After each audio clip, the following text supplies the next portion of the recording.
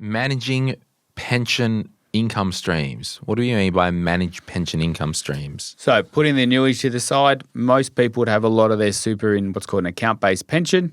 So account-based pensions are what you move into, your super into once you've stopped working and you're in pension phase. There is a minimum every year, and between the age of 60 and 65, that's 4%. Between 65 and 75, which is part of today's episode, it's 5%. And then it continues to increase every year. Up to 10% at 90 plus or something? 14%. 14, yes. At 95 plus. So wow. we'll worry about that when we both get there. Yeah. That's the minimum. It's not the maximum. And it might be that you're members of a couple. So what I've got of this is just, again, not a negative, but it's ongoing management of that, of going, okay, well, now I'm 76. The good news is the super fund will automatically adjust that for you. It might be that your spouse is 76 and you're 74. Why are we getting different pension amounts? That's the reason. If your portfolio has gone down, then they might pay you less next year, the minimum, but you can decide, I want more than the minimum. So it's about making more sure, I suppose, that that's being massaged appropriately. And also, I suppose, that reminder, if you're drawing too little, you're allowed to take more. But also vice versa. If for a period of time you were spending lots of money and we were taking out 9% a year because we're doing lots of travels in our 60s and now we've decided we're traveling less, we're still getting paid a $8,000 a month pension. We're only spending $5,000 and we're saving $3,000 a month into an interest-bearing account. Perhaps we contact the super fund and say, hey, can you drop my pension for the next couple of years because I don't need as much? You've got that power to manage that and adjust that when you need to. Just on that, with the minimum, there's a repeat question that you see pop up every now and again. If I'm retired and I have my super, do I have to turn it into an account-based pension? This could be someone who has their super account. They might have 3 investment properties that they own outright with their house. The answer is no, you don't have to. You don't have to do anything.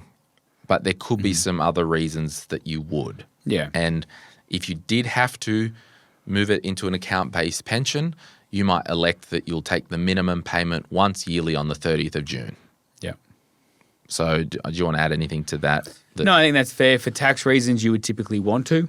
And that's not because of anything other than the tax rate of those assets is 0%. Yeah.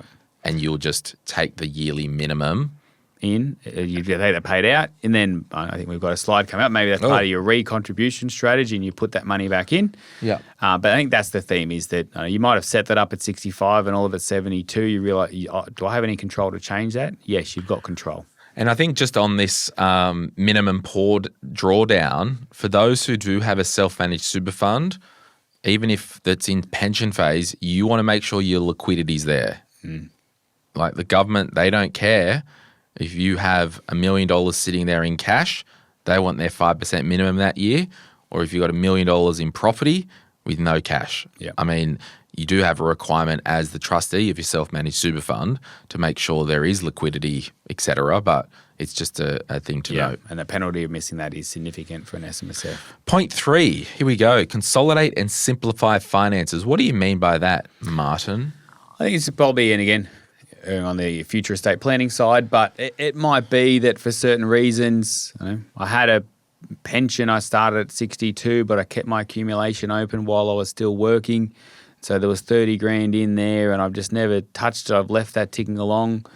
Well, do I just leave that in accumulation fund now? I've never worried about it. I thought I might go back to work and I've never done that. Well, maybe no. Maybe you do start a pension. Maybe you take a lump sum withdrawal out. So there's, I suppose, sometimes some simplification of pension accounts. There are some reasons why you wouldn't, and that is mixing the taxable and the tax-free components, but we might leave that to the side for Remember 1 we second. got into the weeds on that episode and some people were like, I turned it off, it was too nerdy. Yeah. I'm like, oh, sorry, we won't get that I nerdy. would appreciate that. And I've got there, sell down complex or maybe time-consuming assets. So it might be,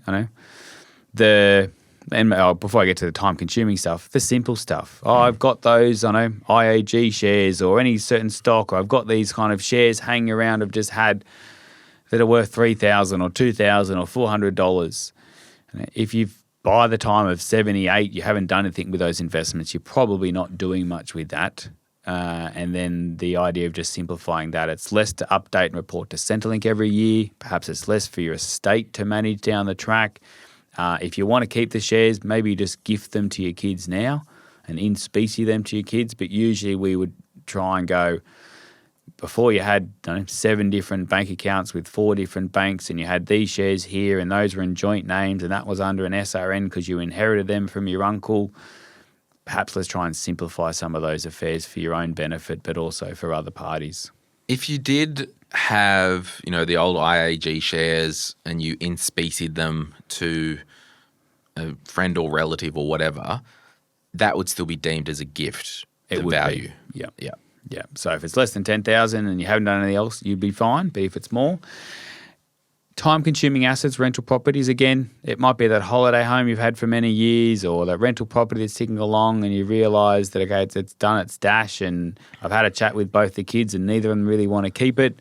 Or, the retaining wall needs replacing and you just don't want the drama of $15,000 and cash flow and liquidity. All that crap.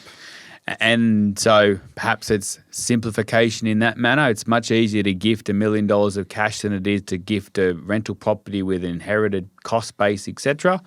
And then the window there we've kind of mentioned there is that your final contributions into super are up until the age of 75. Yeah. So depending on when you're listening to this, you can keep money into super till 75. So whether I've sold those shares and cashed in those shares for 80,000, I can top up my super fund with those. Yes, you can.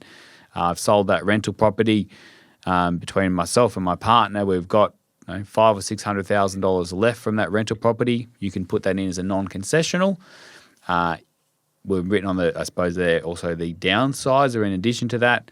You can do that up until the age of 75 and beyond the age of 75. So not trying to confuse anyone there. That one is allowable beyond that point, but often it might be a physical house downsize is typically before you're reaching your 80s. But if you're listening to this, you can still do it beyond the age of 75 as well.